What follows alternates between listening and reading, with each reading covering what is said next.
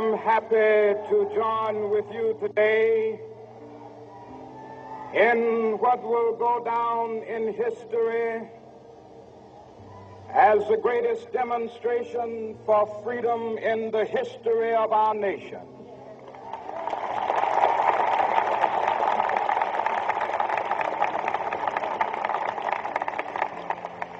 Five score years ago,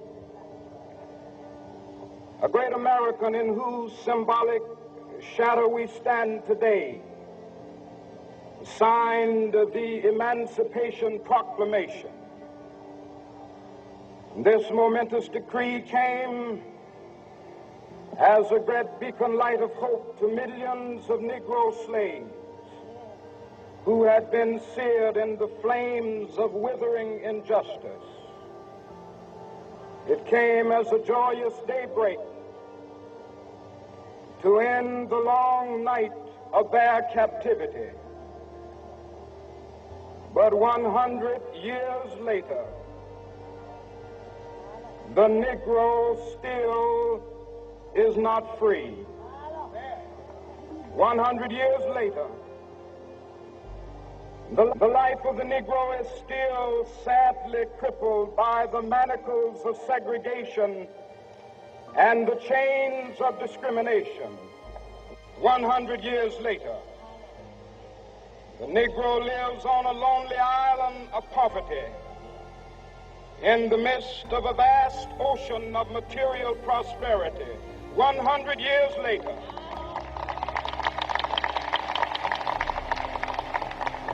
the Negro is still languished in the corners of American society and finds himself in exile in his own land. And so we've come here today to dramatize a shameful condition. In a sense, we've come to our nation's capital to cash a check. And the architects of our republic wrote the magnificent words of the Constitution and the Declaration of Independence.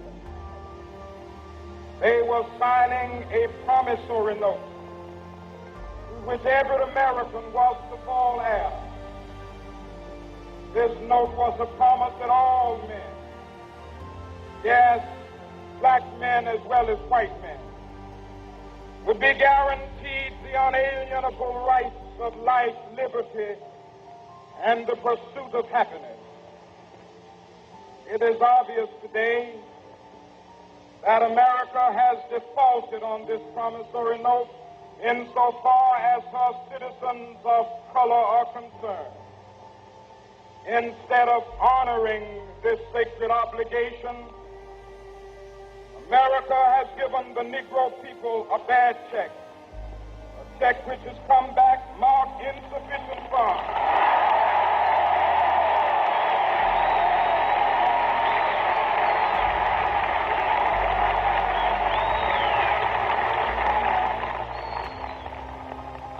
But we refuse to believe that the Bank of Justice is bankrupt. We refuse to believe that there are insufficient funds in the great vaults of opportunity of this nation. So we've come to cash this check, a check that will give us upon demand the riches of freedom and the security of justice.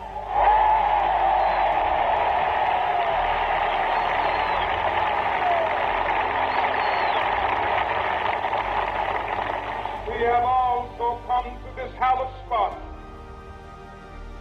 to remind America of the fierce urgency of now. This is no time to engage in the luxury of cooling off or to take the tranquilizing drug of gradualism.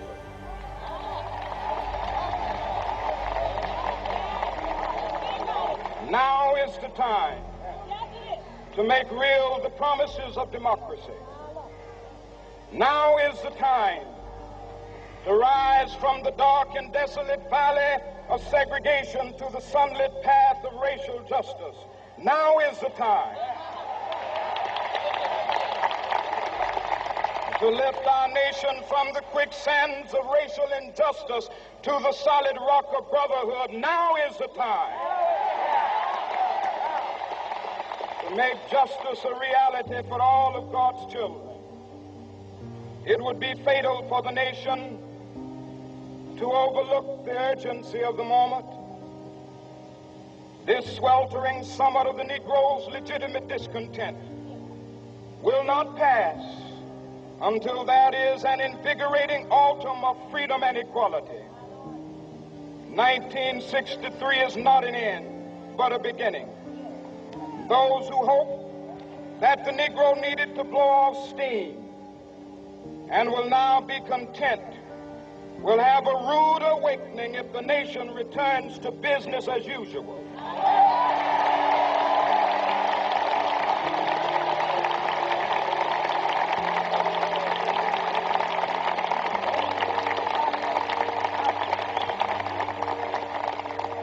There will be neither rest nor tranquility in America until the Negro is granted his citizenship rights.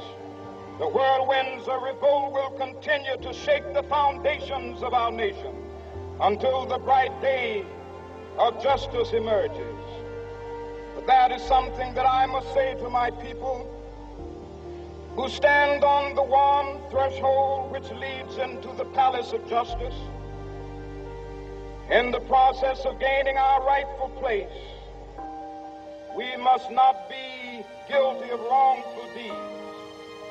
Let us not seek to satisfy our thirst for freedom by drinking from the cup of bitterness and hatred.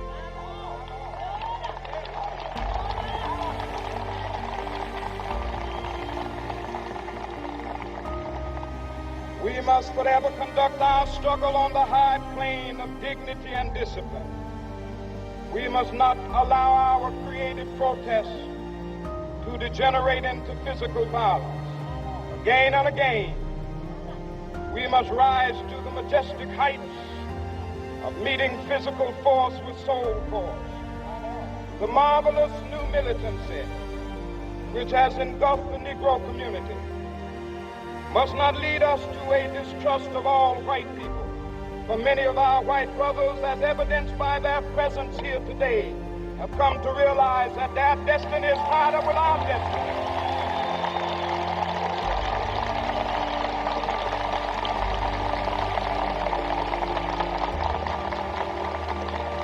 They have come to realize that their freedom is inextricably bound to our freedom. We cannot walk alone.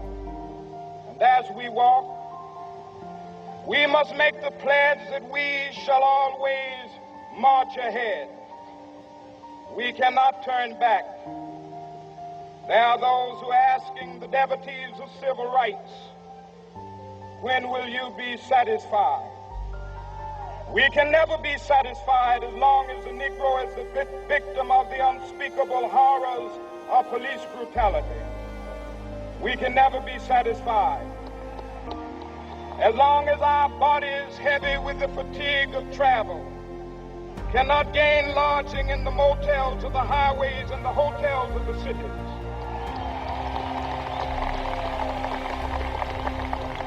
We cannot be satisfied as long as the Negro's basic mobility is from a smaller ghetto to a larger one. We can never be satisfied as long as our children are stripped of their selfhood and robbed of their dignity by signs stating for whites only.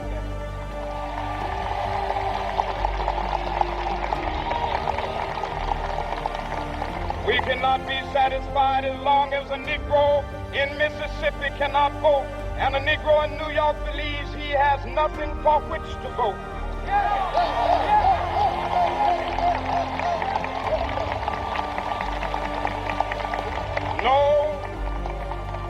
No, we are not satisfied, and we will not be satisfied until justice rolls down like waters and righteousness like a mighty stream.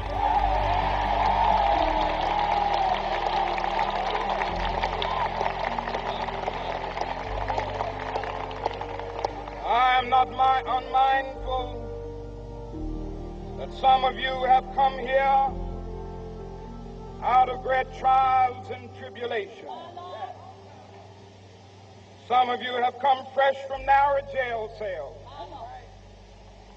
Some of you have come from areas where your quest for freedom left you battered by the storms of persecution and staggered by the winds of police brutality. You have been the veterans of creative suffering. Continue to work with the faith that unearned suffering is redemptive. Go back to Mississippi. Go back to Alabama. Go back to South Carolina. Go back to Georgia. Go back to Louisiana. Go back to the slums and ghettos of our northern cities, knowing that somehow this situation can and will be changed. Let us not wallow in the valley of despair. I say to you today, my friend,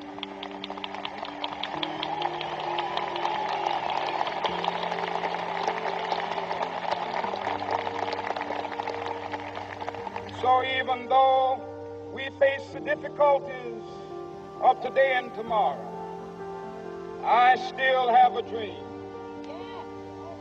It is a dream deeply rooted in the American dream. I have a dream that one day this nation will rise up and live out the true meaning of its creed. We hold these truths to be self-evident, that all men are created equal.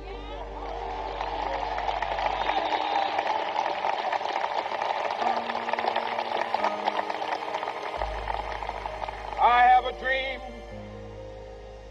that one day on the red hills of Georgia, the sons of former slaves and the sons of former slave owners will be able to sit down together at the table of brotherhood. I have a dream that one day, even the state of Mississippi, a state sweltering with the heat of injustice, sweltering with the heat of oppression, be transformed into an oasis of freedom and justice. I have a dream that my 4 little children will one day live in a nation where they will not be judged by the color of their skin, but by the content of their character. I have a dream today.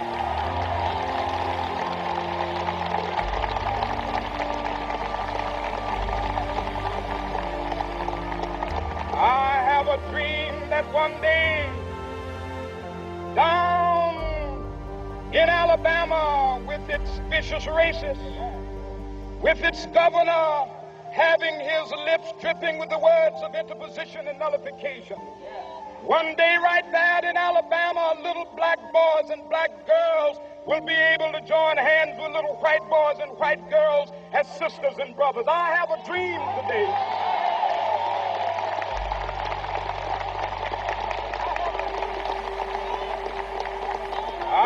A dream that one day every valley shall be exalted, every hill and mountain shall be made low, the rough places will be made plain, and the crooked places will be made straight, and the glory of the Lord shall be revealed, and all flesh shall see it together. This is our hope. This is the faith that I go back to the South with. With this faith, we will be able to hew out of the mountain of despair a stone of hope.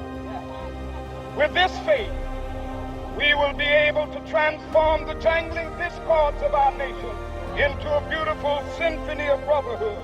With this faith, we will be able to work together, to pray together, to struggle together, to go to jail together, to stand up for freedom together, knowing that we will be free one day. This will be the day.